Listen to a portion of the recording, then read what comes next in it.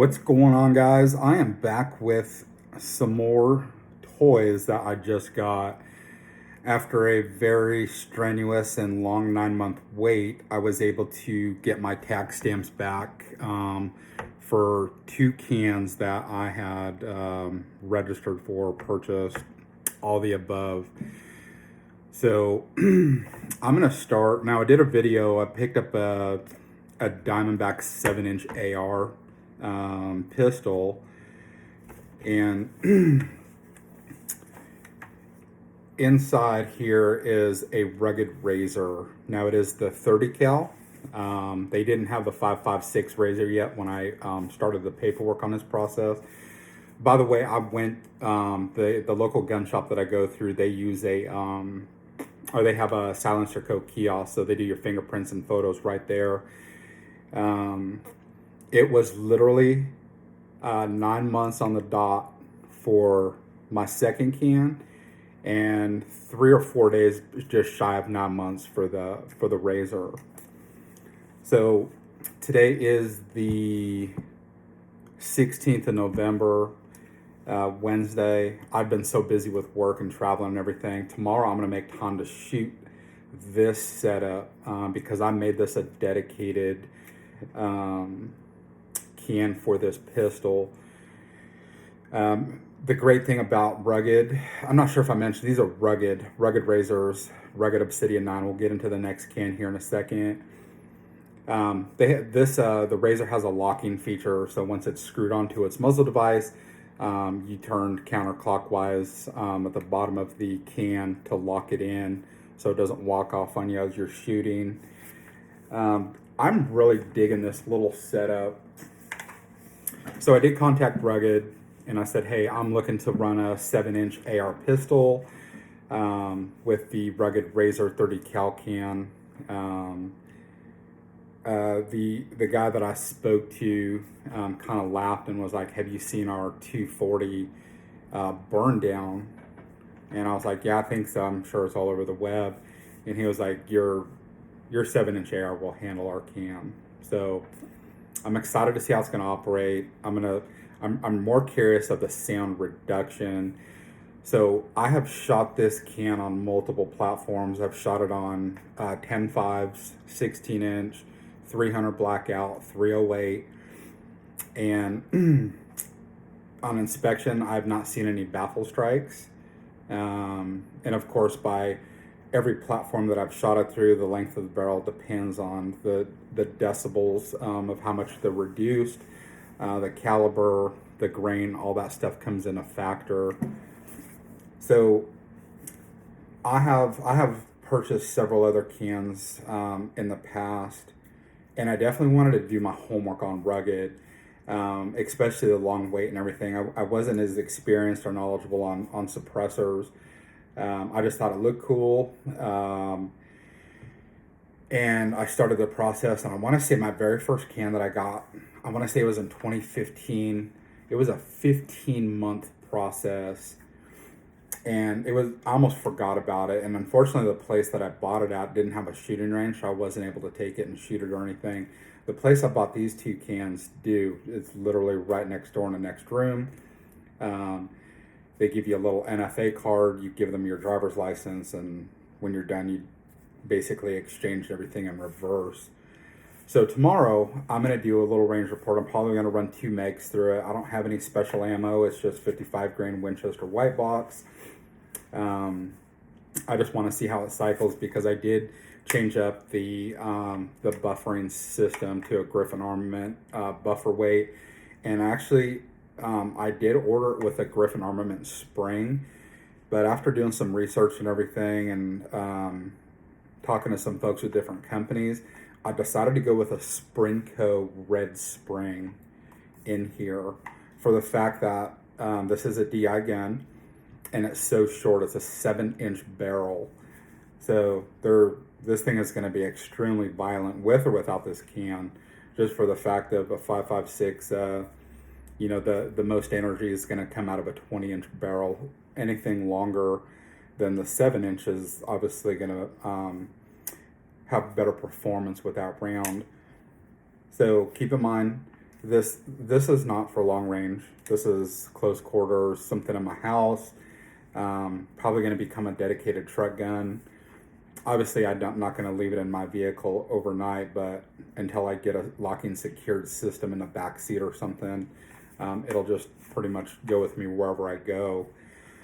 So, loving this can. The maintenance is. I actually have not had to clean this. I've taken it apart and looked at it. When you run those 5.56 rounds through there, it's kind of self-cleaning. And that's what we're going to talk about here next. So I'm going to put this guy down. And here is the Obsidian 9. This can is phenomenal. And the thing I like about it is I can change the length on it. And all the rugged, the two rugged suppressors that I bought came with its own like spanner type tool, where I can remove end caps and place it on the shorter one. I'm not sure if we're going to be able to pick this up on the camera. I am in contact with Rugged. They have an unconditional warranty, which is great, because there's some companies out there that are like, nope, you've had it a year, or you shot it on too many platforms, stuff of that nature. So I'm going to try and get this. You see that? I think the camera's picking it up. Here, I'm going to get a pin out right there. That is a baffle strike. Not sure when it happened. So far, it's not affecting the functionality of the can, but it is something I brought to Rugged's attention, and I'm waiting on them to get back to me on that. I have taken this apart too. There's several baffles in there that are a pain in the ass to separate, especially if they get fouled together. And I've been running it a lot on my Glock 19X. This Obsidian 9 has actually been on a couple of different platforms as well. It's been on several handgun pistols. It's been on a Scorpion Evo 3. We try to put it, because they say these are 300 blackout rated as well. I tried to thread it onto my LWRC. The threads were not the same, so I think there's an adapter you can get, but there's no need since I have that rugged razor. If you want specs or anything, get onto their site, Google it. They are very nice cans. Now, the sound reduction from the 9mm, I've shot several different rounds through this, from the cheapest ammo you could buy to, I didn't bring them over with me, but I think I've showed them in another video. There's a guy here in the state of Oklahoma that designed these rounds. They're 180 grain 9mm. They're a really wicked looking round. They have the same kinetic energy as a 45 ACP. With that 180 grain, you hear nothing. It's almost like that Hollywood type shooting where you're just hearing this pistol cycling. Very impressive stuff, very accurate. Never had a problem cycling with or without suppressed. Here, let me get this a little. Let me take this off so I can kind of showcase this can a little bit.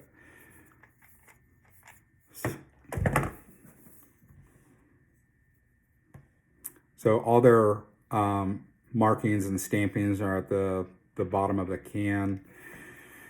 Now, depending if you're shooting a pistol or, like I mentioned, I shot it out of a Scorpion Evo 3, you will have to change out the piston. Rugged sells I think it's brass, the little brass plug insert, or what the guys at the gun shop told me. They just gave me the exact dimensions and measurements and told me to go to Lowe's or Home Depot. This also acts like a spanning tool, or a spanner tool also. That fits right in the top, so if you need to remove the top cap. But anyway, if you're shooting this on like a fixed platform, not a pistol,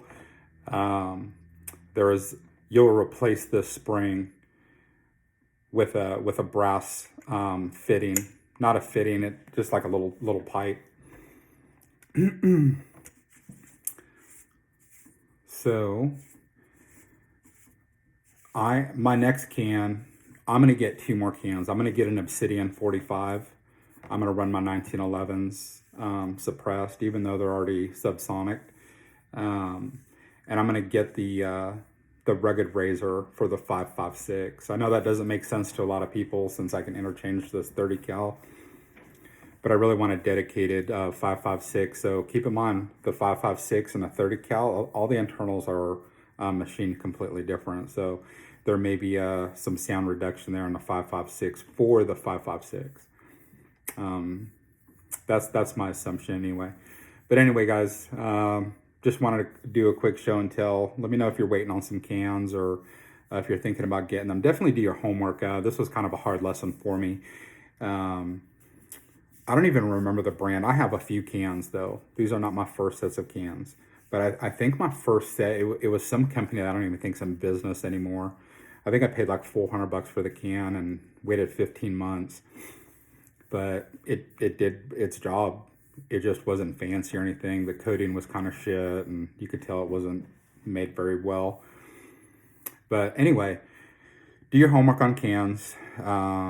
Think of it this way. You're going to be waiting anywhere from 6 months to over a year potentially, especially with everything going on right now in our country with the House and the Senate and who's going to get all that, the NFA, the ATF. Those potentially could hinder things. I don't want to get political on here, but definitely do your homework. So this is how I see things now. If I'm going to be waiting 6+ months for something, I might as well invest in the better product, not just because it looked cool or it was the only thing available. Do your homework on suppressors. Buy what's going to be right for you, and go from there. There's several great companies out there that have been doing this for years. Some are well over $1,000 a can. Just on a side note, I've been looking at the Surefire SOCOMs. Garantham has stated that he has ran over 90,000 rounds through his SOCOM. That is a lot. So 90,000 rounds is a lot of rounds through a can, and everything is 100% factory. It never had to get sent back to the company or anything. So both of these cans plus the tax stamp, I think, is the price of a SOCOM. So keep that in mind too. Obviously, I'm not running 90,000 rounds a year like he is, but just something to keep in mind, guys. Anyway, have a good day.